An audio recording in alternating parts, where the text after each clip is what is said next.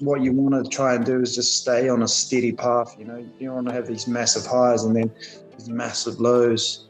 You kind of just want to stay steady and allow yourself to have sort of bad days. Don't get too down on yourself that your routine didn't kick in or whatever, or you ate a block of chocolate and you weren't supposed to. Just start again. Just don't have 2 bad days in a row.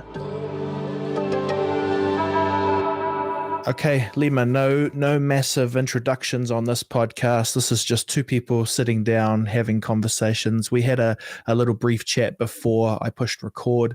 One of the things that we've already highlighted is that we forget, bro, that we're all just humans, that we're all just people, that we have to, eat, sleep, find meaning, find love.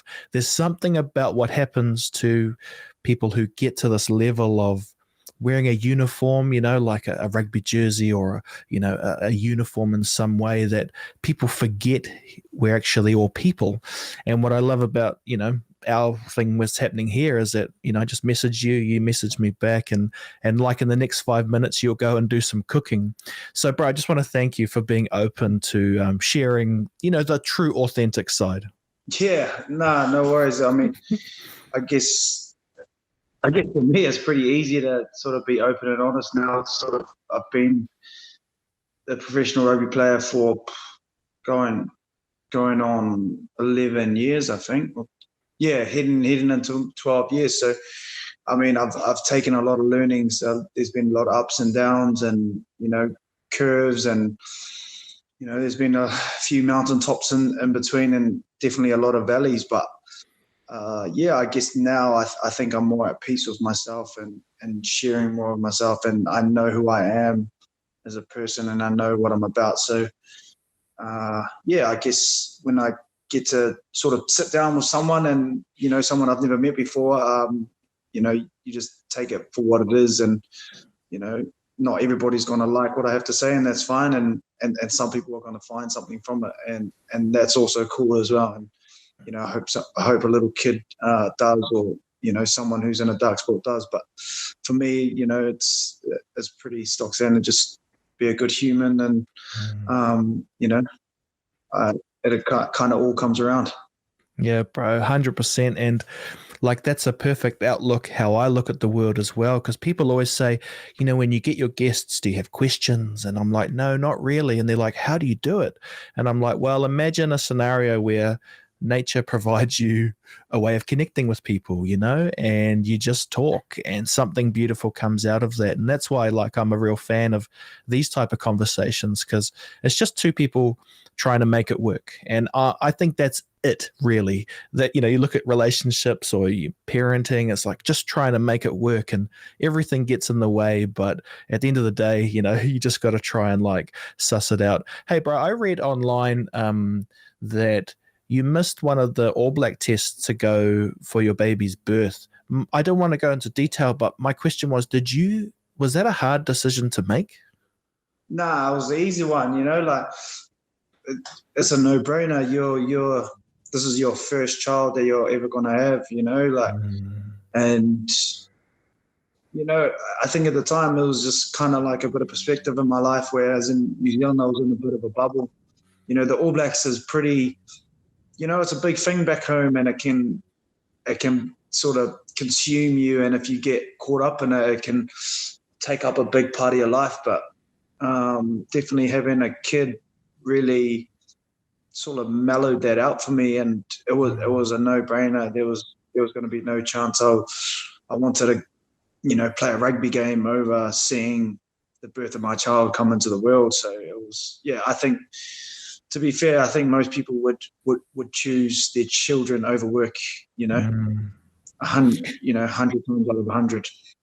100%. And I think what's interesting, though, is if you don't say that, or we don't hear that, we might imagine that this All Black myth becomes more powerful than anything, almost like a religion, bro? Like there's a real like sense of this overarching thing, and not in a bad way, but I like that you're like, nah, man, it was a simple decision. I had a baby and I'm going to do that. And I just think it's really clear for anyone watching, even those little kids you were talking about who tune in. Oh, cool! I'm going to see. I'm a fan of yours, but then they hear that and they're like, oh, so I've got to put family first. That makes sense. I'm just conscious of time. 5 minutes. You've got to go do some cooking. So should we pause for a sec? And I'm happy to wait. Yeah. Just give me 5, and I'll be back in a just. All right. Sorry, Sweet. bro. No, you're right. It's perfect. I'm going to go to an ad break. Back in a sec with Lima.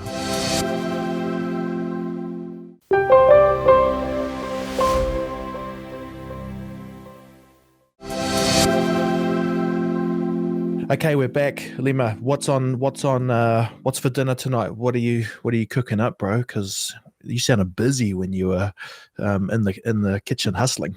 Oh, bro, I'm actually a little bit embarrassed, mate. Nah, it's actually just they call it a Boston chop over here, but it's maybe so all it is a ribeye with a bone, and I've just reverse seared it. So it was in the oven for like 40 minutes, and then you give it a quick blast on the hob, sort of high, and then bit of garlic butter, bit of rosemary on top, and just kind of let it sit. And hopefully, it comes out a little bit medium rare. So we'll see how it goes. But that's what all the commotion was about, bro. So I was looking at the clock like, oh man, I need to get this done. It's a waste of steak. It's all good. Like, we can edit it all up, so it'll be crack up. And again, it fits the brief, like the mind-blowing stuff that I refer to isn't just about the extraordinary, it's about the normal as well. And the fact that we can just kind of sit comfortably in a world where, because like, I don't know, you spend a bit of time online too, man. If you look at social media, it paints a pretty dark picture of our world, like we quickly get into these bubbles and these echo chambers, and I don't know, like, what's your sense of the real world? Do you think most people are still like us, bro, and they're just interested in trying to make it work? Because when you look online, it's pretty dark, eh?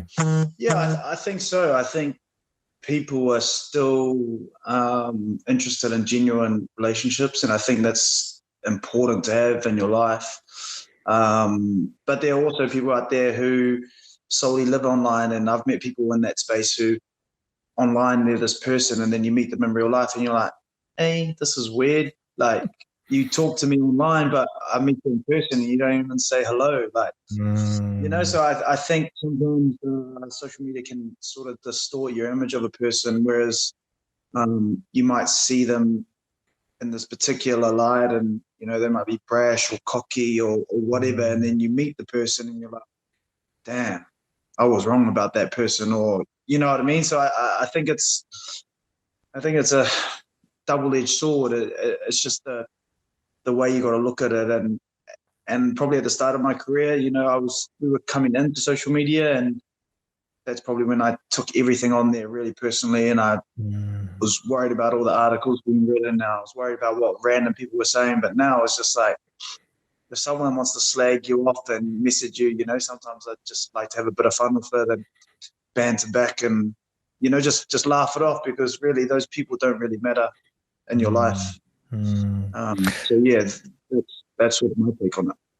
And as this transition to this, this digital version of us has gone up, was there any training for you, or players and stuff like that? And I mean for everyone in business as well. It's like we've had to learn as we go, particularly in this world of social media.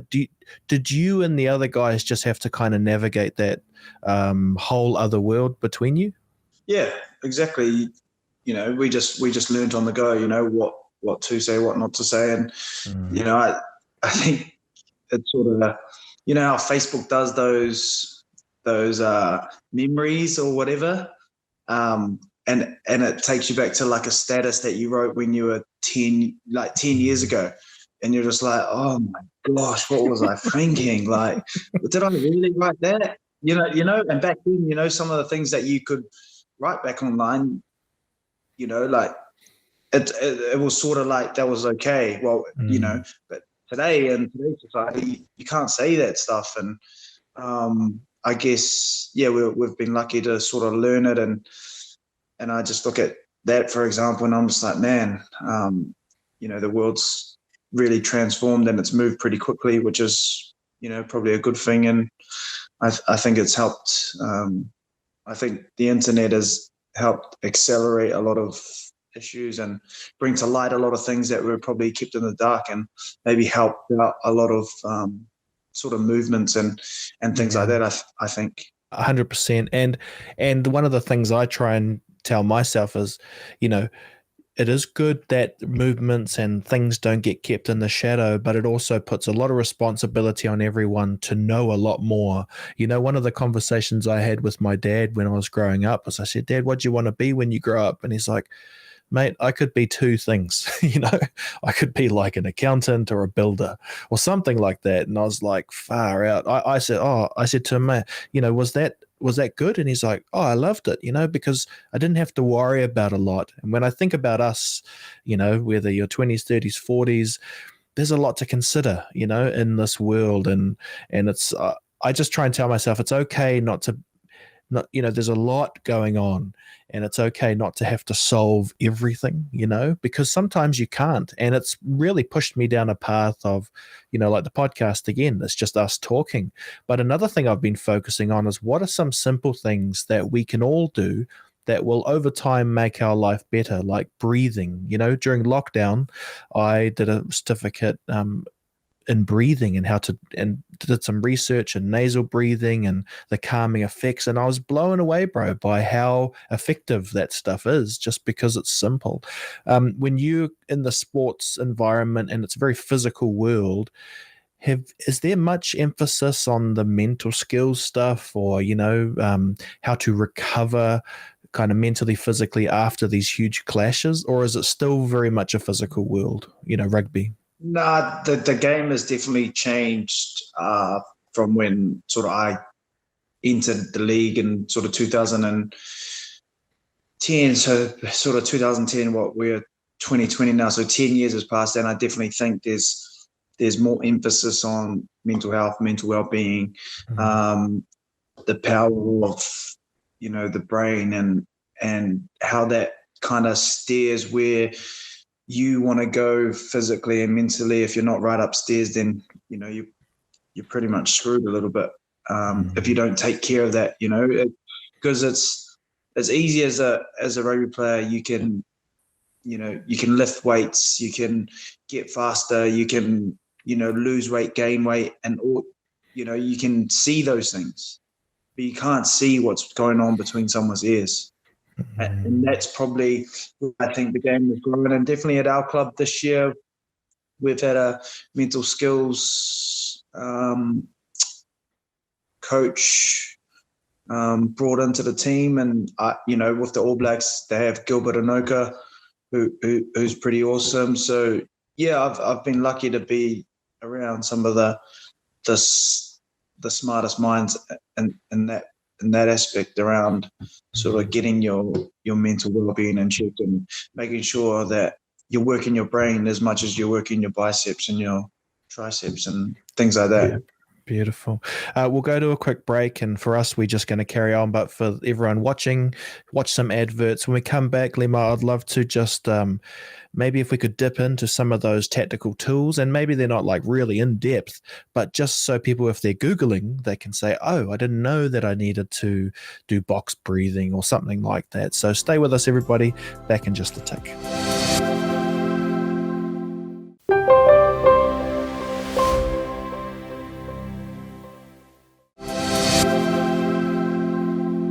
Awesome. So before the break, kind of, talking about how the kind of games pivoted, as life has too, right? Life is not just this physical shell anymore. We know that if you don't look after upstairs, downstairs kind of, goes into chaos. So you were mentioning, and you would have been, obviously with Gilbert Anoka and those type of people around. One of the things that I think is amazing is that those skills exists. One of the things I think is a challenge to work on is everyone should know them. These aren't secrets that should be held. everyone should know them. Are there a couple general principles, bro, from the stuff you've learned, maybe for the mental game, that you'd be happy to kind of share so people can look into and I guess do research on their own? Yeah, I think something that's really come up and a lot over the years is your routine and how your routine affects what you do. So, for example, you might get up in the morning at 6 o'clock in the morning and have a cold shower or do some push-ups. It's those kind of, and then have a good breakfast. It's those kind of things that sort of allow you to get on with your day and keep your day flowing. I'm not saying that you have to go out and run a marathon every morning, but you have to be able to sort of follow something that works for you, and the emphasis on what works for you. So if getting up at 6 a.m. doesn't work for you, don't do it just because, all these other people say they do it. Your thing might be, okay, I'm going to get up at 8 a.m. and that might just help your mental health, and then that might allow you to be a better person. But there's no point in coming up with this routine that either A, you can't stick to, or B, doesn't help you for the rest of the day. So I definitely think that's probably been something that I've really taken on board as a bit of routine, and it's chopped and changed over the years. And, I tweak it, almost weekly, I sort of have a look at things, what did work, what didn't work. And you're not always going to get it right. You're not always going to be perfect. Sometimes I go through sort of, bad routines where I'm like, oh, okay, I'm supposed to wake up at 6, so I'll hit the alarm, I'm going back to sleep, You're going to go like that. But what you want to try and do is just stay on a steady path, You don't want to have these massive highs and then these massive lows. You kind of just want to stay steady and allow yourself to have sort of bad days. Don't get too down on yourself that, your routine didn't kick in or whatever, or you ate a block of chocolate and you weren't supposed to. Just start again. Just don't have 2 bad days in a row, Allow yourself to live a little and don't beat yourself up. I think that's probably one of the biggest things I've been able to learn over sort of my time, is just that as routine is crucial for me. Yeah. But that might not be something you just got to do, what works for you as an individual. Yeah, no, I love it, man. It's awesome. Like I sit here and I think, yeah, that all makes sense. And then I look at the spectrum of conversation, either online, on television, and bro, I never hear that. I hear from people who talk to me like they've got their A game on infinity, and what you're saying is that it's a rhythm and it's a cycle, and you've got to feel yourself and make it work. And the key thing is you got to make it work for you, which I think lots of people need a reminder of, that you can't outsource your well-being, that it requires a bit of this and a bit of that. And I mean, it's the age-old question of what is meaning and what are those things. And I think it's in what you're saying, like try and make as many days add up to something good. And if you can do that, you'll at least sit back and think, sweet, because it's hard, bro? I guess that's the thing. We want to think we forget how hard life is, I think. And I try not to say that in a negative way. I mean, plenty of people watching and listening, they're going through a, horrific time at the moment, but you have to have hope. And I guess one of the things, man, is like, where do you find your hope, bro? And again, I'm not trying to pry too deep in, but I just feel it's important on your darker days, on the days where a decision doesn't go your way. What's your bigger why? I guess mine's pretty easy because I'm a father now, so it's probably my two daughters and my partner, and just trying to be the best I can for them, because I can't stay down too long, because I've got 2 young kids who are relying on their dad to make sure that there's a roof over their head and make sure they got food. And they don't know it now because they're only 3 and 17 months, but there's, I think when I look at it and I think of the opportunities I have and what I've been able to work towards now, I think there's a lot of gratitude in that, because I know what it's like to not have so much, and I know there are people out there who aren't afforded the same opportunities as myself and my kids and my partner. And so I definitely think of those people a lot, because I think sometimes, you look at a problem and you think it's the be all and end all, and you can flick on the TV or look on, on the internet, and you're just like, actually, man, I'll take those problems back in a heartbeat, because there definitely are people going through a lot worse out there. And so, a bit of gratitude definitely goes a long way. But yeah, my why is definitely those two girls, and trying to give them the opportunities that my parents weren't able to give me, even though they gave their absolute best. But now it's my opportunity to sort of take the opportunity I've been afforded and make sure that my kids are able to achieve and try and get the most out of life, I think. Hey, bro, we'll just go to a quick break. But when we come back, you mentioned a bit about family. It's something I think about quite a bit in terms of my Pacific heritage, the sacrifices people made to give me the opportunity to sit in my garage and talk to you, just the fact that I can today. And I try really hard to think, man, because, as I mentioned, and you might pick up, I'm someone who kind of deeply thinks about things, and that's a good and a bad thing. But I think, like, what the heck are we doing?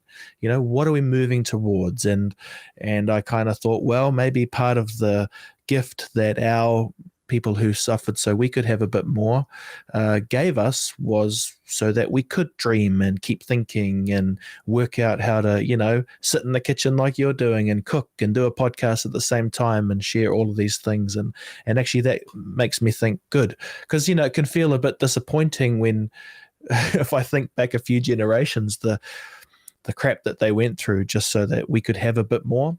And, yeah. So anyway, when we come back, it would be awesome just to dip in, like, what's your family story? Just where does, ancestral and stuff like that, if that's cool with you. So stay with us, team. Back with Lima in just a sec.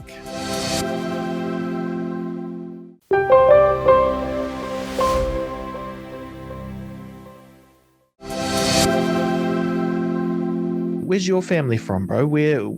How do they find their way to New Zealand, etc.? Yeah, so I'm half Samoan, half Cook Island. Both of my set of grandparents, jumped on the old boat and made their way to New Zealand. And I wasn't lucky enough to meet my granddad on my dad's side, who's Samoan, but my grandmother's still alive, and she's my only grandparent. So they ended up migrating to Wellington, and then my mum's parents ended up somehow in Dunedin. And yeah, my parents are obviously first generation, so they were born in New Zealand, but their parents were obviously from the island. And yeah, I guess for my parents, they were sort of brought up in the Dawn Raid era, and we all know what that is, what that was like for a lot of Polynesians. It's not something that's sort of well taught in schools, but if you dig deep into it, you can see sort of the atrocities that happen through that. And I think maybe that sort of played an effect into the way that my parents sort of raised me. And yeah, when I think of my grandmother and talking to her, and she tells a story how she jumped on a boat and came to Wellington and didn't know anybody and couldn't speak the language. Yeah, I kind of say, I think, man, like, what would that have been like? That I try to think and put myself in her shoes. And yeah, I think she said she was 18 years old maybe when she came to New Zealand. And I would just think, man, you didn't know anyone, you didn't speak the language or anything, and now you're here. And sort of, she's 81 now, and she's got multiple grandchildren. She's even a great grandmother, you know. So I'm just like, far out. You came on a boat for the hope that maybe down the line this place would be able to give those generations the opportunity to do something and thrive and do things that she could have never dreamed of. So yeah, I find it crazy now, and I just think as a second generation born islander, I think it's it's our duty to not waste this opportunity. Obviously my parents gave me everything that they could, and it's not like we went without, but it wasn't, things were definitely tight at home, and for a lot of my friends anyway, a lot, we were all in the same boat. But we're here now, and we have this opportunity to sort of move the next generation forward, and that's what I think about when I sit here and talk about sort of family. I just think of those times when my grandmother probably didn't have much, and my mum and dad really didn't have much. It was all so that the generation to come after them would have the opportunities that we do today. So I think if we squander it, then it's a bit of a slap in the face to those who have paved the way. So we'll see what life throws up. I think it's just a great opportunity. And I've been trying to process it in the world of maybe they did the physical voyage, and maybe where we can kind of, and maybe our journey is destined for some type of mental voyage, where we talk about how do you keep pushing forward in that space. And that's one of the things I'm very passionate about. Like I explained to you that, 1/3 of Pacifica doesn't have access to all the coolest stuff. So the fact that we can play on Freeview means we're bringing high caliber guests and information and content to the audience that really needs it, and that's just what I think. And even if that's, just my thought, I still like the idea. Then we're getting millions of hits on YouTube to probably people who it's just cluttering their day anyway, so it's kind of something beautiful about us trying to find our journey. Just a kind of question, because it's fascinating for me, was and probably lots of people out there, when rugby started going well, what was that like for your family? Like, was that like a I can my dad's brother, he was an All Black in 1978, and it's like that's the European side of my family, and it's hilarious because we all go duck shooting, and he made the All Blacks on the night of duck shooting. So of course everyone was at the Mai, and he had to catch a taxi from Hamilton all the way out to Ngaruahia, brought fish and chips. Everyone was drunk, sleep, and like he reckons he walked in and said, "Hey, I made the All Blacks," and like his dad sat up and said, "Good boy," and went back to sleep. And that's the story that kind of galvanized this massive moment for him. What was that like for you, bro? It was a dream I talked about since I was 5 years old to my parents. I think that was all that I really wanted to do. And I remember ringing them because we had just played the Chiefs in a quarterfinal in 2015, and they had driven down from Wellington, caught the ferry and whatnot, and driven all the way down. And then on the Sunday, the team was getting named, so they were on the road. And I just remember ringing them and kind of just telling my old man. And I remember my mum and dad my mum and sisters kind of like screaming and being happy, and my dad, he was pretty staunch, I think, and it's hard to know what he was feeling. I'm sure he felt some type of way about it, but he's just as proud of me as he is all his other 5 other kids. But I think they were just stoked. And so same with my brothers and sisters. It was a kind of a moment where we always talk about it, if one makes it, we all made it. And that's kind of what it was for us. I got to enjoy the spoils of a dream come true, but everybody was able to enjoy that ride as well. And so I think wherever I go, I always sort of carry those guys with me, no matter what. And that's really important to me. And I know because the All Blacks are like a club and you got to earn your way there, I don't dare kind of pry too deep. But the question I've got, and we'll move on from there, is did your first haka, is that galvanized in your memory? Is that something? Because, it's a lot of Kiwi kids' dreams, imagining that moment.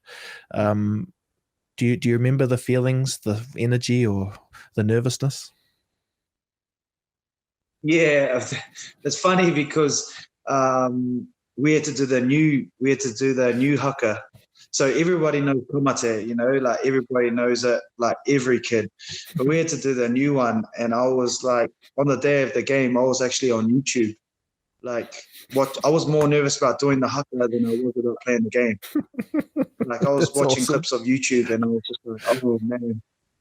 I remember sitting there, like, honestly, it was probably like just before lunch. It would have been, I reckon, about 30 minutes, and I was just replayed the clip, and that was what I was most nervous about heading into my test match, was doing the haka, and the feeling that it gave me was unbelievable. But you do the haka, and then I was just like, yeah, okay, we're ready to go to war now, and that was that, and we ended up doing well at first test, and we won. So happy days. Yeah, bro, that's awesome. That's a cool story. Those are those gems of stories that no one would consider. No one ever thinks that, because that's not the reality for most people. But to know, that's like that my uncle's story, these big moments, but they're humored with real life. You YouTubing, and you probably couldn't even practice it because you'd feel weird. So you just have to watch it, and just go through the stuff in your mind. It's hilarious. There's probably going to be a study one day that part of the All Blacks' success is that probably everyone's freaked out about the haka and doing it properly.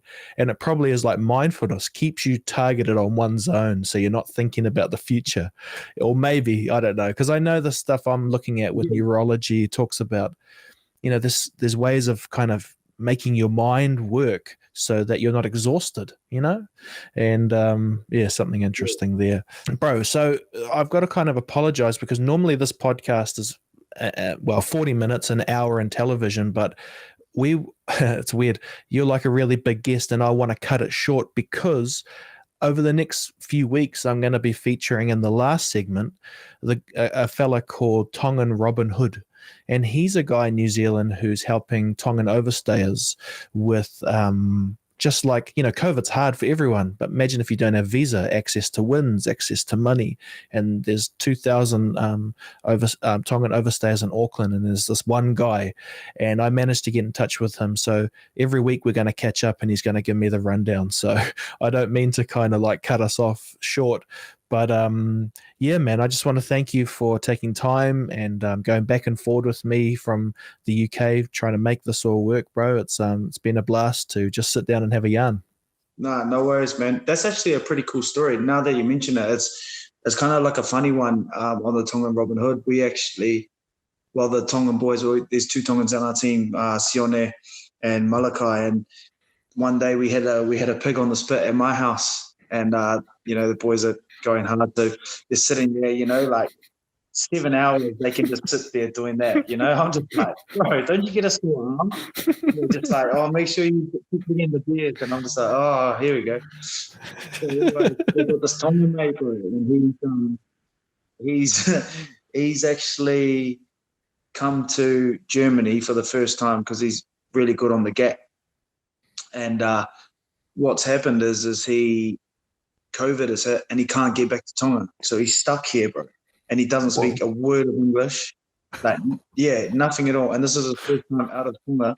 And so like that story, I'm just like, oh man, that's crazy that you say that. But he's just kind of bouncing around sort of the Tongan community. He was with Mala for a bit, he was with Sione for a bit, and now he's just kind of bounced around, and it's starting to come to winter, and I'm sure someone who grows up in Tonga doesn't know what an English winter's like, you know what I mean? So man is in for a rude awakening. Well, I can send him Tongan Robin Hood's email if he can help. Is that kind of hilarious, bro, when you're doing the pig spit in your backyard And like, do the neighbors look over? Because I'm imagining, Brits looking at, like, first of all, a pig on a fire on a spit. That must be hilarious. Yeah, my neighbor actually mentioned that to me the other day, because it was kind of during lockdown, and he's like, "Mate, what the f have you guys got going on over there? Like, what's all the smoke? I look over and you guys are cooking this pig." I'm like, "Bro, you should have come around for a feed." I was like, "I was going to invite you, but I actually thought you might have been angry." Yeah. Awesome, bro. All right, we'll wrap it up. Just for everyone watching, I'm going to do an exclusive little bit with Lima just for a couple minutes for Patreon. So you can zip over to Patreon if you want to catch up a bit more. But look, Lima, thanks again. We're going to wrap up the TV part here. I really appreciate it, bro, and look forward to chatting again soon.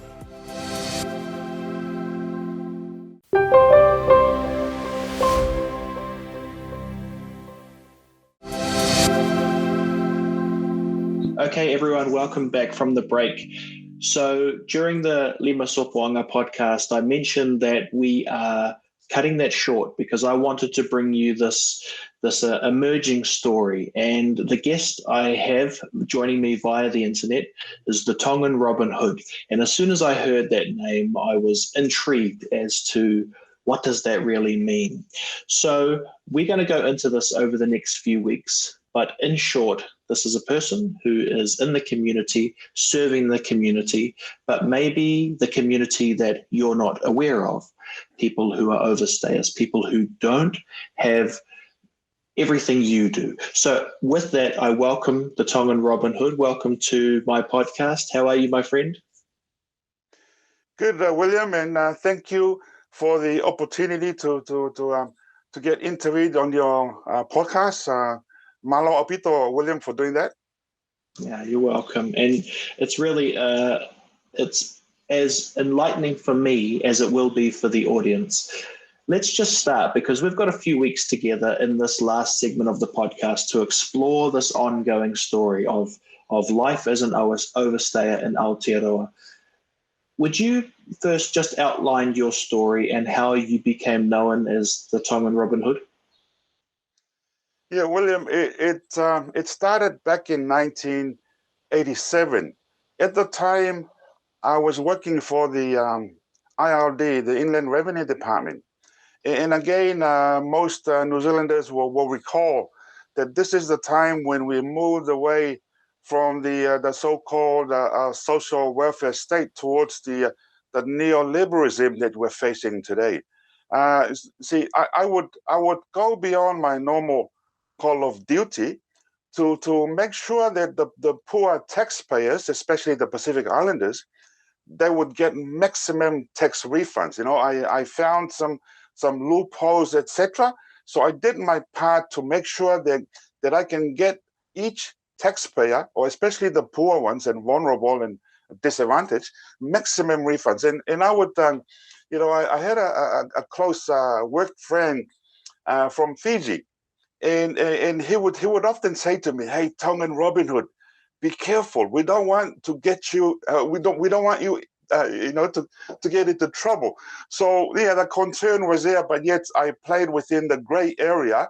Of course, you're under oath to the crown, and you have to protect it. But on the other hand, you also have an obligation to the community, and hence I had to play within the gray to just make sure that I did my part to help poor taxpayers. And back in 1987, there was also an amnesty for overstayers. At the time, we had an influx of Tongans coming to New Zealand in 1986.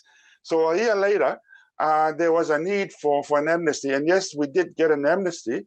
And I would also use up all my sick leave, even applied for leave without pay, in order to go and file these applications for these overstayers to become permanent residents of New Zealand. Now, look, 33 years later, I'm back at it, and in the process of putting through applications for overstayers. Some might be shocked that for 33 years, there still are people in New Zealand, particularly from our Pacific, who can't call New Zealand officially home. Could you please explain to us the scope of what many people in the Pacific and of other cultures might not be aware of in the Tongan overstaying community? Yeah, it's sad to talk about this, William, but if we go back to the 1970s, the dawn rate policy of the 1970s was shocking, especially how our Pacific Island overstayers were treated. The immigration and the police coming out and busting doors down.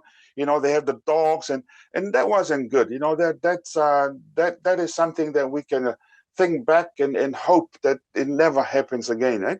But again, William, we have people who, well, I guess, overstayer families. They've been here over 10 years. Some have been here for over 20 years. Eh?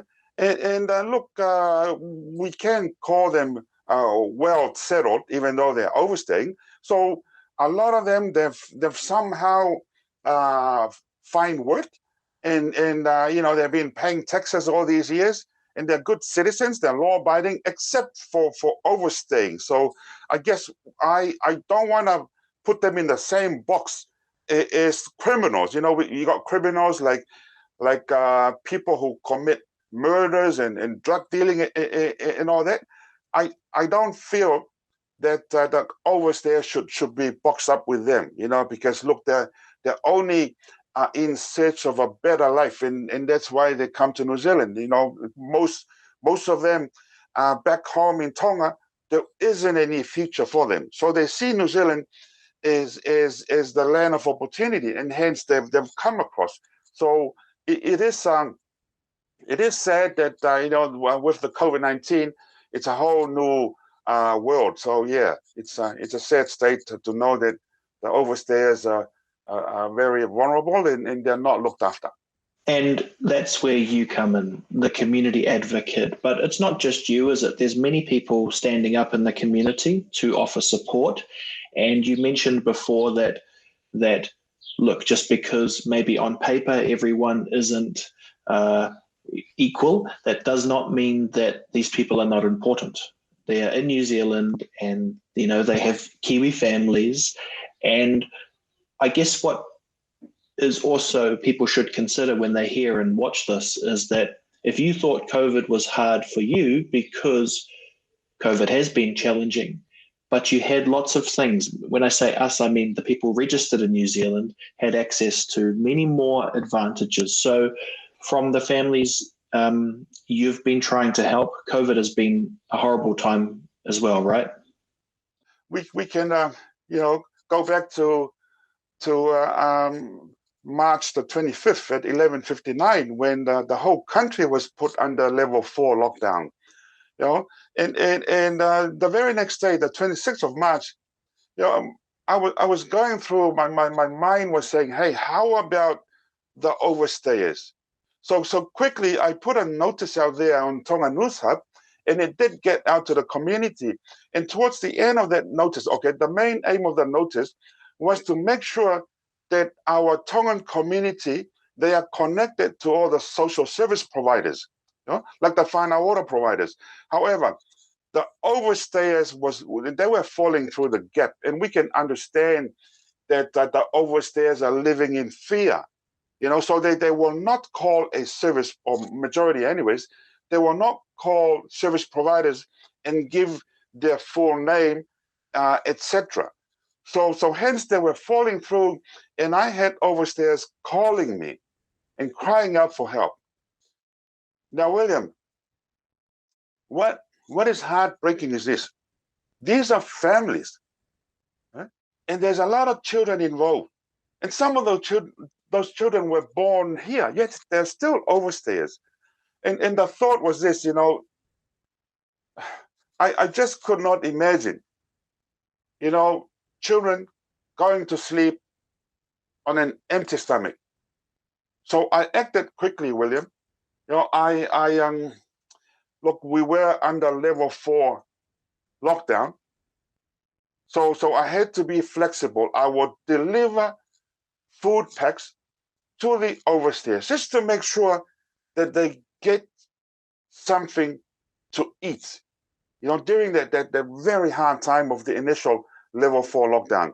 So hence, William, I made it a goal. I mean, I'm still studying. I'm studying law, politics, and media at the University of Auckland. And then on the other hand, you have the overstayers crying out. So there was a dilemma right there. Should I concentrate on my studies, or shall I prioritize the overstayers? There's a bit of dilemma there, but then we can talk more about that in the upcoming episode. But back to where we're at. Even now, we still need to provide support, including food packs to the overstayers, because I believe, William, that every child has the right to be nourished. Whether that child is a New Zealand citizen or a permanent resident or an overstayer, they have a basic human right to be nourished. So our time's nearly up for this episode. Maybe what we do is we highlight that in the coming weeks, we're going to catch up once a week, and we're going to do this so we can tell the developing story, tell some of your story as well. I'm very interested in the little boy from Tonga who's grown up to sacrifice some of his own dreams to help our future generations. But there's people in the community who are also helping, right? It's not just you. You've been able to be supported by good people. Is that correct? Yes, William. And first up, a big thank you to Sir Michael Jones and the Village Community Services Trust in Avondale. They were first to come on board to make sure that we can get food supplies out to the overstayers. Secondly, Dave Letele and BBM, they have also come on board to help the overstayers. And then just recently, we had a company called Kiwi Harvest. They've also come on board. So a big thank you to these people who are coming on board. And once people see the two stories that was run by TV1, which is Tangata Pacifica, and also TV3, the project, those two stories, can really influence people to find the compassion to help. And even with this episode or this podcast, William, we're looking forward to some of your audience, stepping up to the plate to help the Tongan Robin Hood. So where's the easiest way if people are interested to follow up, to contribute, to learn more? What can they do today? If you want to get in touch with the Tongan Robin Hood, you can easily find him on Facebook, because he is the only Tongan Robin Hood on Facebook. So facebook.com/Tongan Robin Hood. Otherwise, hashtag Pathways to Residency, also on Facebook. And finally, William, there's also an email. So it's simple. It's tonganrobinhood@gmail.com. Perfect. Well, thank you for joining us and sharing. And I know we've been talking about a lot back and forth about the right tone, but we've captured this and we're going to share this. And what I will say is this is an ongoing story. So think about the overstayers. Their story is ongoing too. So it's a little bit about solutions for now. And as the story goes forward, it's these bigger solutions which everyone can be part of. Thank you, Tongan Robin Hood, for joining us. And thanks everybody for watching. And we'll see you in the next episode.